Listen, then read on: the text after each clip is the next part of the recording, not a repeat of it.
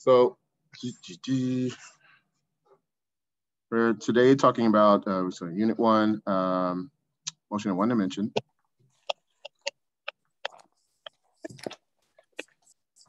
We're beginning our discussion today on forces. And, we typically categorize this discussion of forces in Newton's 3 laws. Newton's laws of motion. And if you don't mind to mute your mics. Newton's laws of motion, okay. So the first thing I want to talk about is the definition of a force. And just the simple definition that a force is just any interaction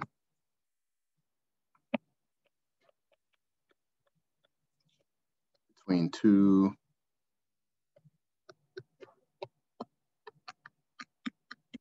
or more objects. It could be a push or pull. It could be the force of gravity. It could be the force of a string. It could be the force of friction. Any force between two or more objects, any interaction, that interaction being, as I stated, a force of friction, a force due to gravity, tension in the string, just any type of pushing or pulling force.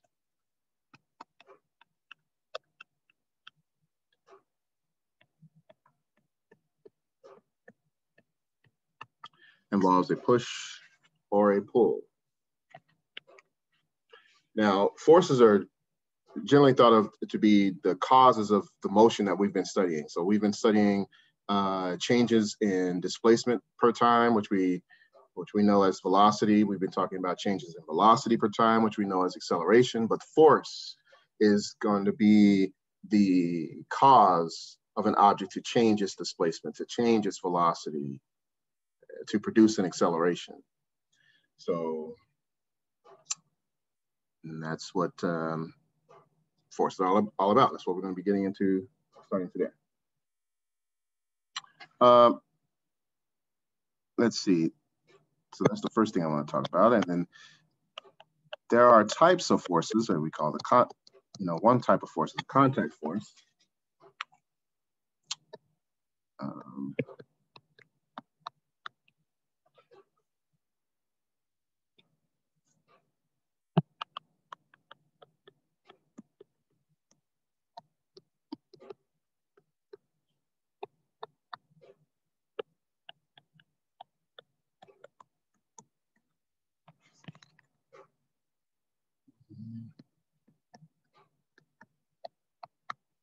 Let's say requiring touch or by touch. So when you make contact between two or more objects, that's it's called a contact force.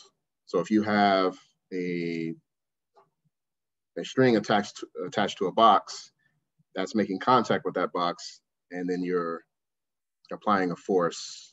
When you pull it, you're applying a force on the box to move it left or right. And it's between two or more objects. It's between you and the box.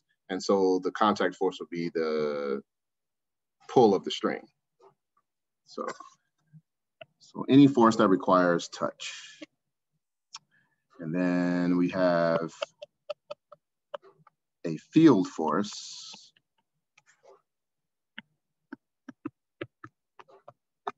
Any force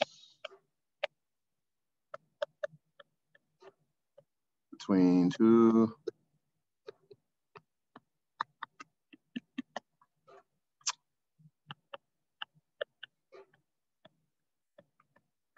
or more objects that doesn't require touch.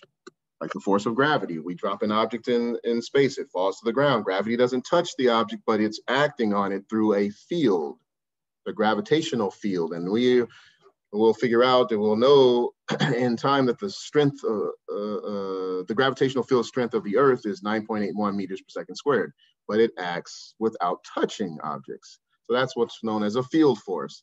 Examples again are a gravitational field force, the electromagnetic field force, the force between two charges, whether they be opposite or the same, there's still an electromagnetic field force in between them. And also too, there's a gravitational field force that's a little bit weaker.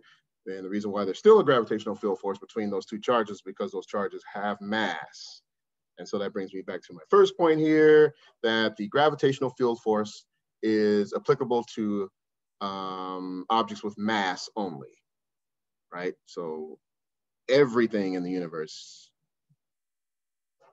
you know, has some, well, the stuff that we can see mostly, that stuff has mass. In all Newtonian physics, we're dealing with masses. In relativistic physics and beyond, we are dealing with near massless or massless particles.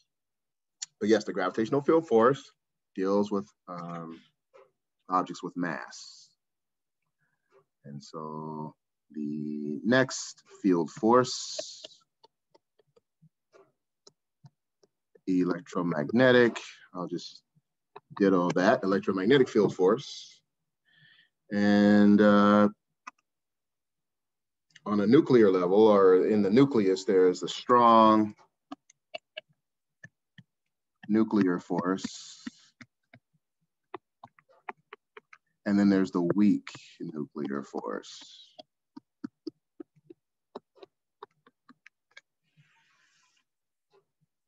And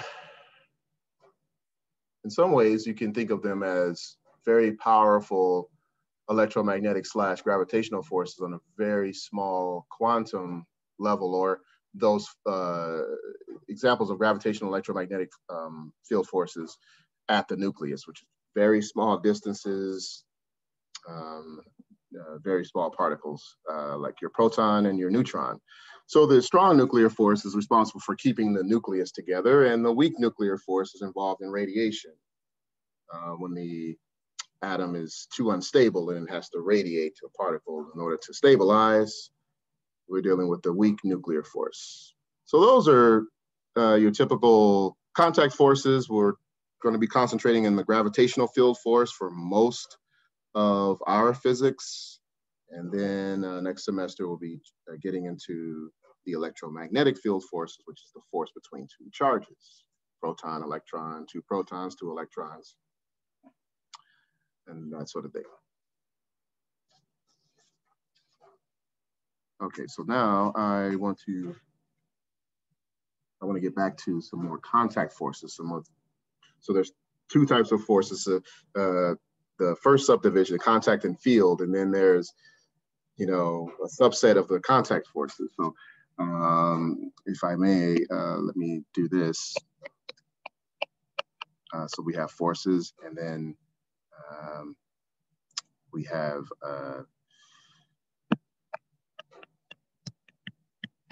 types: contact, field. This one requires touch, this one doesn't require touch. And I should have subdivided it there, but anyway, in the contact area, there are types of contact forces that we can start listing them as the normal force. I'll be explaining those here. There's the... Mr. Kelly? Yes. We can't see what you're writing. Well, how long have you not been able to see?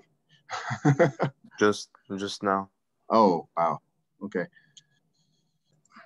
So, good. So there's the forces, it's contact and field forces, and then there's types of contact forces. We have a normal force, friction force. As I mentioned, there's a gravitational force that's more or less in the field area. Let's see. And I do 1A, 1B, 1C. Should have done it underneath the contact, but these are types of contact forces, okay? Things that require touch, right? You know friction by now. Friction is like it's involved with rough surfaces. It keeps you from sliding off into infinity. It's just the force between two objects at a surface, right? So like if you're walking on the ground, there's going to be a friction force between your foot and the ground, and it's always at some sort of a surface friction force.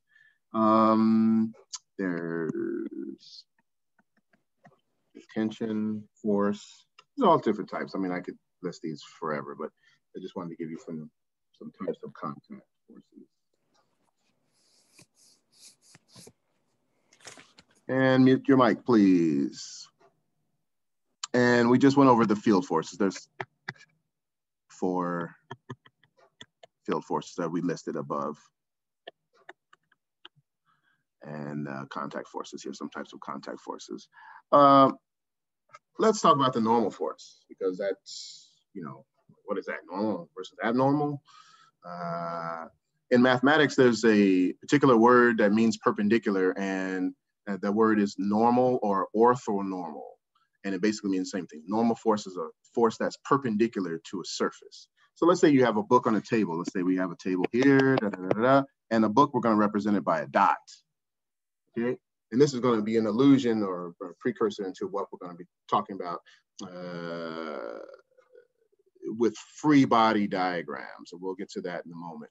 But I wanted to illustrate what a normal force is visually. So let's say we have this book on a table represented by this dot, and then we usually represent all masses by a point because it makes life easier. So we don't want to just draw these, you know, arcane objects, and we just use a point to represent the mass, the object.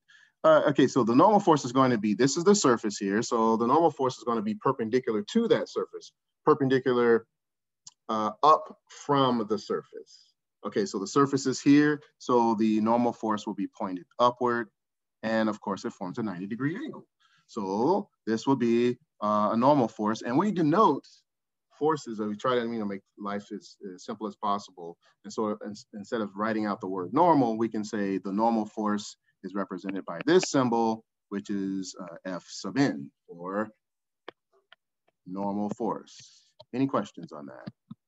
Again, normal force is any force that's perpendicular from a surface. So the surface is down here, and then this will be forming a 90-degree or perpendicular, 90-degree angle, which is perpendicular to the surface.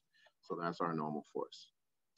Now, as we'll see with our free body diagrams, in order to keep this force on the table, we have to have another force that's going to be equal but opposite this normal force. So again, I'm alluding to Newton's third law, but I just, you know, we'll be coming back to this shortly. So there's another force acting on this book, and it is a field force of gravity. It's the gravitational field force. These two forces are equal to each other, but act in opposite directions, Newton's third law, in order to keep the book at rest on the table. So I just wanted to, you know, throw that out for you just to show you exactly what I mean by normal force. It's just the force that is perpendicular from a surface. So again, here would be my gravitational force, always pointing downward. We're pointing the gravitational force to the center of the Earth. All right. So it's always going to be going straight down. As you fall downward. As gravity wants to pull you to the center of everything. Well, in terms of the mass that's acting on you, which is the Earth, it wants to pull you to the center of the Earth. So that's why we always point the arrow downward for gravitational force. So again, normal force is force that is perpendicular. Look at that, perpendicular relationship there. From any or a surface. Now, if you were on the ceiling, you had, the ceiling's here, and that just indicates that that's the ceiling going up. And then if you had, I don't know, in my classroom, I have these little, I have these extension cords that are attached to the roof of the ceiling in the the roof, but the ceiling in the classroom. And so the normal force this time would be pointing downward, because now my surface is up top and my normal force will be pointing perpendicular from that surface. And so in this case, it will be pointing downward, and gravity is also pointing downward. So you might think to yourself, how would the extension cord apparatus stay attached to the ceiling? Well, there's nails pointing the other way, screws that are keeping the extension cord apparatus attached to the ceiling. So it stays in balance, it stays at rest. But that's just a little blurb on normal force. Okay, let's talk about the laws of motion, which where we're at, page 40, your online textbook, or page 93. Okay. We'll get some more context for those diagrams I just showed you.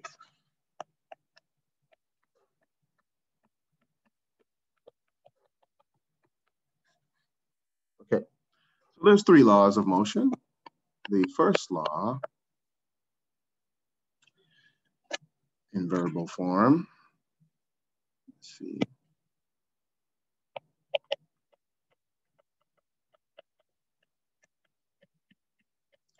An object at rest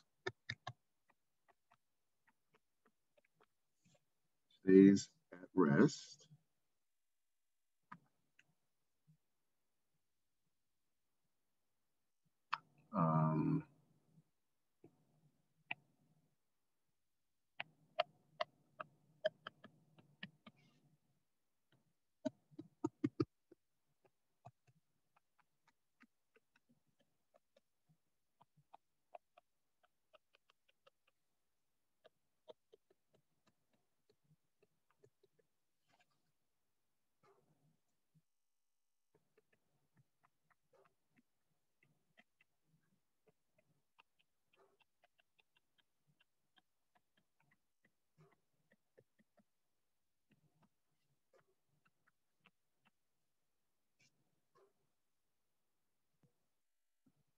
that's acted on by a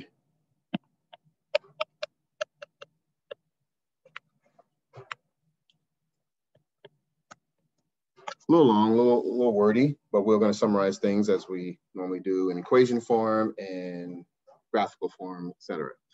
But basically, Newton's first law is an object at rest will stay at rest, or an object moving at constant velocity will remain in constant velocity unless it's acted on by an outside force. So if you have an object, you set your car in cruise control, it's going to continue to go in cruise control forever unless you put on the gas or you put on the brakes. That's the outside force. That goes into Newton's second law. So in Newton's second law is about changing that velocity, or both cases really, because the object at rest is 0 velocity. So we're going to change that velocity from 0 to something else. But Newton's first law is about balance. It's about equilibrium. It's about a tendency to stay whatever you're in. If you are at rest, you're going to stay inert. You're going to stay in the state of inertia, which is maintaining your rest, maintaining your constant velocity. We'll do that forever until some outside force acts on you. So that's all Newton's law is. It goes by many different names, several names.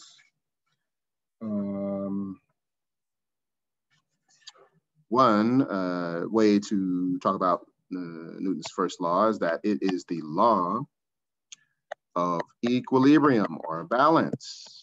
Everything's in balance, like I mentioned in that picture. The book on the table is in balance. It's going to stay at rest. Why is that? Because there's at least 2 forces acting on that book that maintains its rest. It will stay unless you pick it up, you bump the table, something happens, some outside force. So again, this law of equilibrium, which means balance, all forces, all interacting forces, all interacting pushes, pulls, contact field, whatever, all of them, all of these forces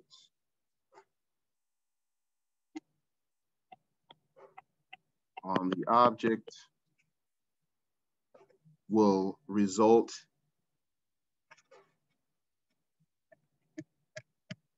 equals zero. This is the law of balance. And what I mean by that is, so in order to have something maintain rest or maintain constant velocity, all of the forces that are acting on them, there could be a myriad of them. So you have this point mass here, we have these two forces doing this, doing that. No matter what you're doing, all of these forces added together, this being, you know, one force, right? 2, 3, whatever. It's on a table. Could be some sort of strings or chains or whatever. So again, this is all arbitrary and random, but all of those forces, when you add them together, they will equal zero. That is the case for things remaining in equilibrium. The sum of all the forces must not add up to anything. They must always be zero.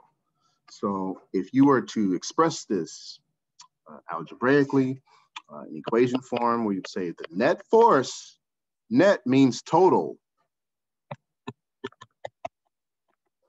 Okay, so every time, you know, just net for short, try to make it short and sweet as much as possible, says F total or FT, TOT, F net, equation form, this would be, we take all those forces, F1 plus F2, whatever, and all those forces will equal zero. So it doesn't matter how many forces you have on the object, the point is they must equal zero. I gotta have two forces, at least two forces though. F1 and F2 equal zero, F1, F2, F3, F4, F5, F6 equals zero. As long as that happens, your object will remain at rest or in constant velocity. That is Newton's first law. And force is a vector, so we normally represent that by the arrows. It has a magnitude and direction. So for any questions, anything you need to see, I wrote too fast. Newton's first law.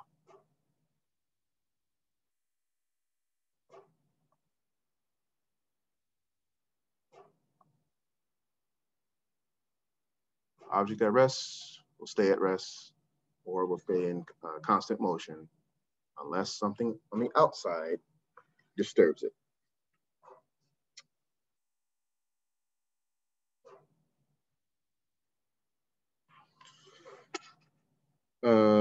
Okay, so another way we can express Newton's first law is, another term for it is that it is the law of inertia. Inertia is the state of being of rest or constant velocity. There's a X-Men figure, you can look him up. They never featured him in the movies, but his name is the Blob. He's a part of the Brotherhood of Evil Mutants, Magneto's team, right? And his mutant power is to be inert. So he can increase his mass to such a degree, maybe near infinite or whatever, and nothing will move him. He's going to maintain his rest. So he like fat? Yeah, real fat guy. Yeah, so he can increase his mass. He's going to bring to my other point for inertia. Because inertia only deals with mass. So the more massive you are, the more inertia or inert you're going to be. And that means that you're going to be more resistant to an outside force. So it's all about mass, but I'll get to that in a second. And we had a question. No problem. Okay, so inertia. Latin or whatever, but it's a state of being. I like to think of it as the state of being in balance. And in the context of balance is, or you're either at rest or you're going to stay in constant speed. If you're in constant speed and there's, depending on how massive you are, you're going to maintain that constant speed. So like if you are a meteor going towards a planet and you have a small force trying to act on it, that's not going to do anything. That meteor is too massive. It's going to maintain its speed. Or a diesel truck underneath a very small force and it's at rest, you're not going to move that diesel truck because the force is too small. It is too, because the diesel truck is too inert. It's way too balanced, and because it has way too much mass. You know, it's a lot of mass. So that's inertia. The state of being in balance, state of being either at rest or constant velocity. Because Newton's first law is all about either rest or constant speed. You know, nothing else.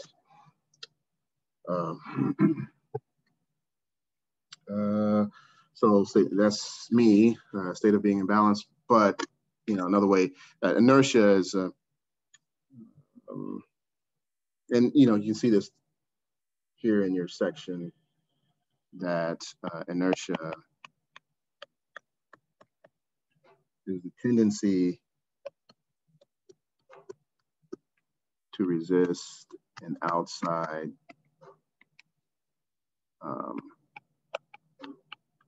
net force. And so net, again, is the total amount of forces. So inertia is a tendency to resist an outside force. If you're able to resist an outside force, you will stay in inertia, or you will be inert. There's nothing going to move you from rest, and there's nothing that's going to change your speed. Nothing that's going to change your velocity because you're too inert. You are resisting, you're able to resist an outside force. So, no matter what,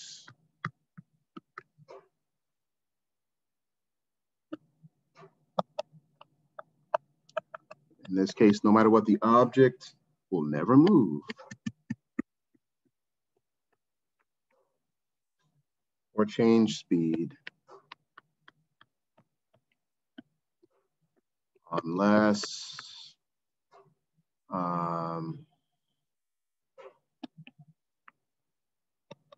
there is a large enough net force to change you. Once you get, there's like a limit, depending on how massive you are and how much force is coming in. So depending on how much force is coming in and your mass is not enough to resist this force, you're going to move. You're going to change your velocity. In both cases, you're going to accelerate. And that brings me to Newton's second law. If and since Newton's first law deals with constancy, constant rest or constant velocity, Newton's second law deals with changing that state, deals with acceleration.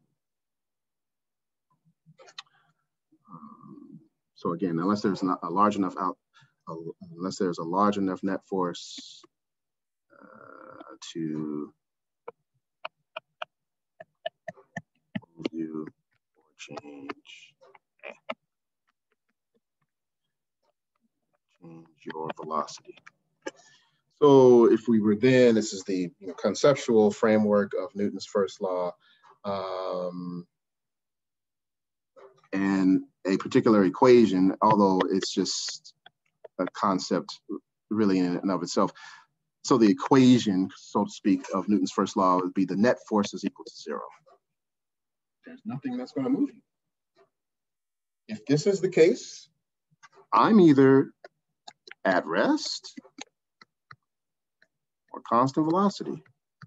Cruise control on your car, you got a cruise control button meter there.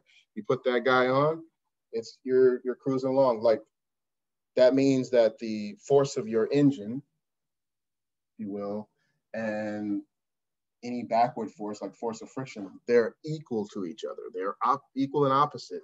So 1 is 2, the other one's -2. 2 minus 2 is 0. The forces balance or added to 0 because those two forces are equal. They're in balance with each other. And you're going to be moving along at a constant velocity forever and ever and ever until you take off the cruise control, put your foot on the gas, put your foot on the brakes.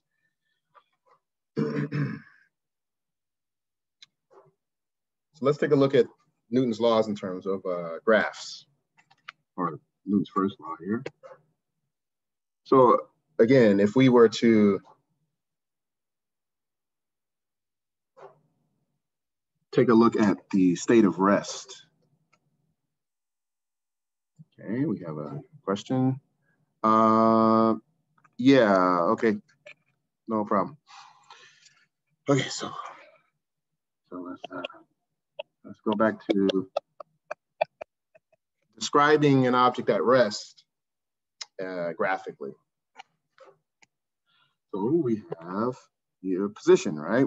We're sitting down or whatever. You have a position with respect to some starting point, whatever, frame of reference, right? So X versus T. Let's say you're at rest at whatever position this is, and you're going to be that way forever and ever and ever and ever. Unless an outside force, acts on you to alter your position, and you're going to spike up, like, you're going to go upward in time. So that's the XT situation. Any questions on that? You can see that you're going to be at rest. So let's say that this is a position of 2 meters. 2, 2, 2. You're sitting down. You're sitting down. So nothing's happening to you. And then obviously the velocity will be what? How much velocity do you have in this situation? This is my position time graph. What's my velocity? 0. Yeah. Exactly.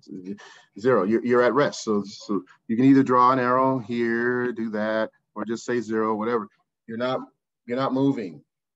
Okay, there's no velocity, so you're staying at rest. There's no outside force that's acting on you. Now, if you're in constant velocity,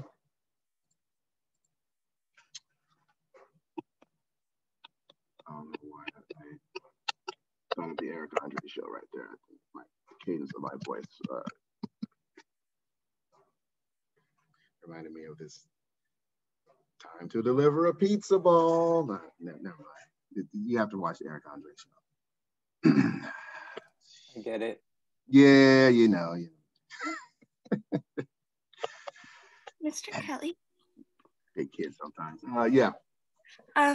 So would the only place that, I mean, obviously inertia is everywhere and it happens all the time, but would the only time it would actually work without any force acting on it, even gravity, would be in like empty space?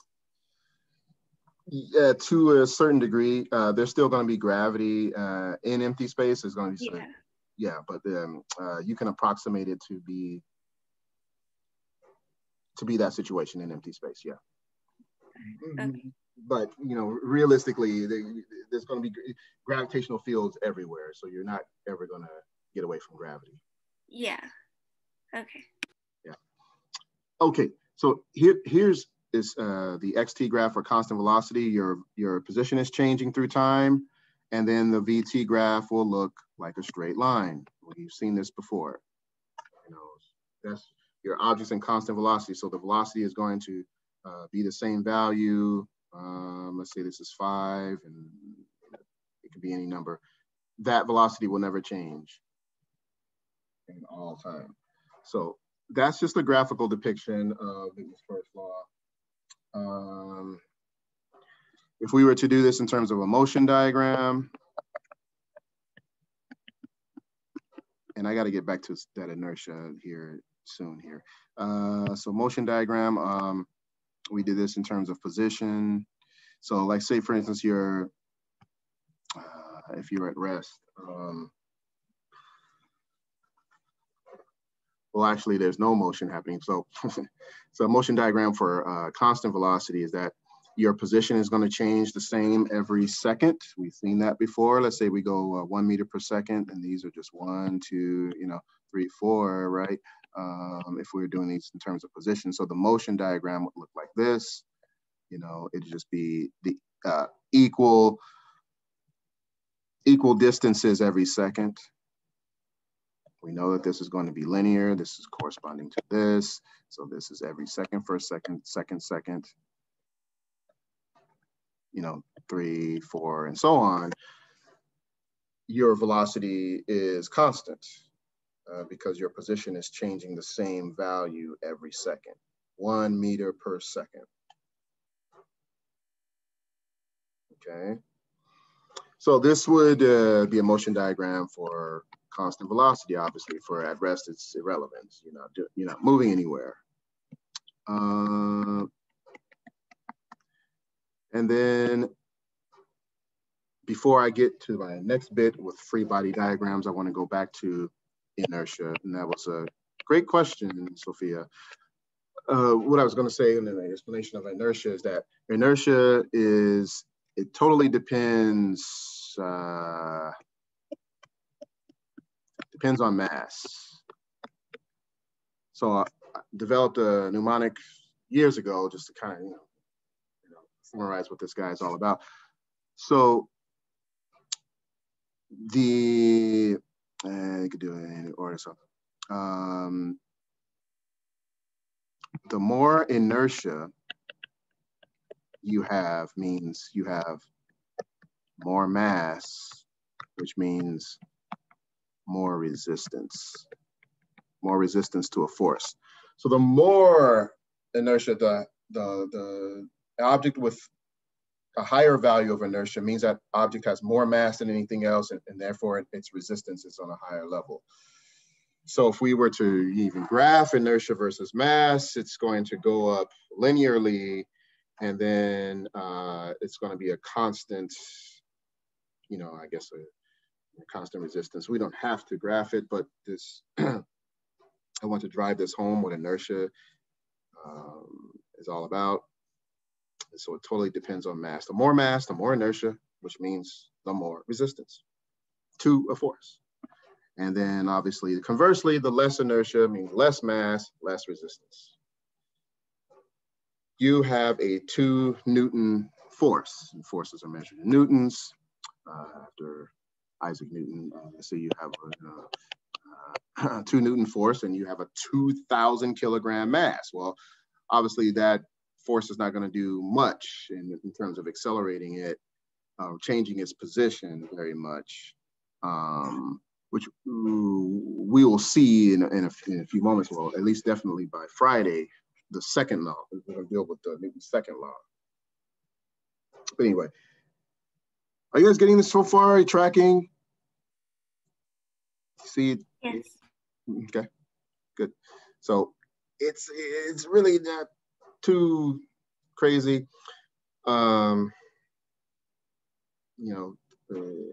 Definitions wise there. So that 2 Newtons force, and let's say you have a mass of 2,000 kilograms. Again, Friday we'll talk about Newton's second law, which deals with acceleration. It's going to be force over mass. We have 2 divided by 2,000. That's going to be very, very small. It's not going to go anywhere. It's very negligible. It's 10 to the minus 4, 10 to the minus 3, or something like that. Meters per second squared. So it's nothing. Obviously, if you have a 2,000 Newton, maybe over 20,000 Newton force divided by 2,000, now you have an appreciable acceleration. So now we have, we get rid of this, and so that's going to be 10 meters per second squared.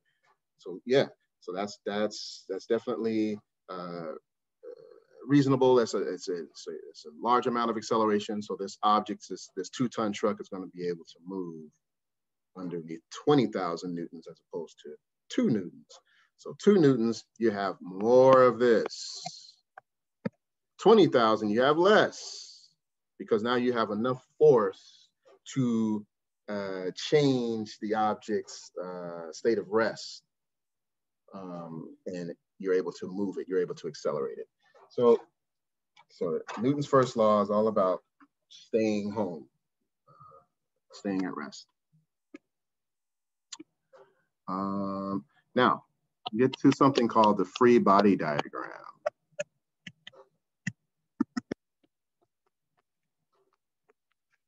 Okay, if you're in your textbook, I'm just gonna make a little detour. I don't know why they do second law before the first law, but that's okay. We're here to parse things.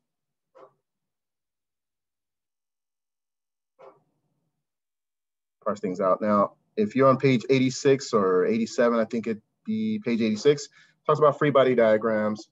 And we got little pictures here. You got your textbook there. I don't have to show it to you. I'm gonna, parse all the way through all this system and the dotted lines and stuff. So basically what a free body diagram is that you're taking an object and then you're saying, what are the forces acting on that object? Okay, after that, draw them, right? It's a diagram. So let's say we got the picture of the person holding a ball, okay? Me holding the ball. So person holding the ball, and we want to figure out what are the forces acting on this ball, if that is the object in question. Now I can also say what are the forces acting on the hand. So it just depends on what object you're isolating. So basically a free body diagram is let's see, you are literally freeing or taking a body or an object from a system of objects. A system could be two or more objects, right? Typically, we're freeing a body from a system of objects to identify the forces acting on that object. Free body diagram. Freeing a body from a system of objects to diagram, identify the forces acting on that object. So now, if we wanted to, just do like an example there, what is the forces acting on the ball? So we represent the ball by a point dot, a point mass here, and then we say, well, we have the upward force.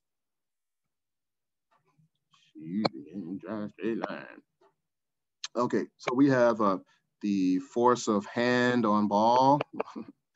So the force of the hand, I'm just going to say, well, let's say that. And then we have the force of gravity. And since this points downward, technically that's going to be negative. They don't depict that, but it's the same thing as they say here, force of hand on ball, and then the force of Earth's mass on ball. I like to keep it even simpler than that. So the ball is here in the center, the dot, and so the force of the hand points upward and the force of gravity points downward. So we're just identifying all of the forces on the ball. So is the hand a contact force or a field force? Anybody? A contact force? Yes, that is a contact force, Sophia. Yep. And the force of gravity would be what type of force? We can't hear you. What the gravitational force would be what type of force? It would be a field force. Yes, that doesn't require touch. It's acting through the gravitational field or the field that is due to gravity. Yeah. So that's really what free body diagrams are. They are just forces acting on a particular object.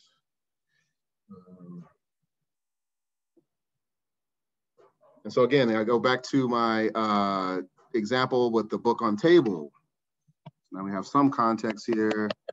So, the normal force, or first of all, if you didn't know normal or you're not, or this is the first time, you could get away with saying that the upward force on the book would be the force of table on the book, say force of table, but the normal force can be any type. So it's better to say normal force so you don't have to keep writing force of table or force of floor or whatever the object is. You know it's a normal force that's exerted by the table or by the floor or by the earth.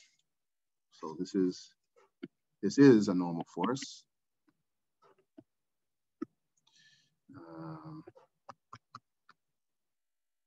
So, yep, the force of the table is a normal force, and we can depict it as F normal or Fn for short. And then, of course, we have the force of gravity that points the other way. Any questions on that?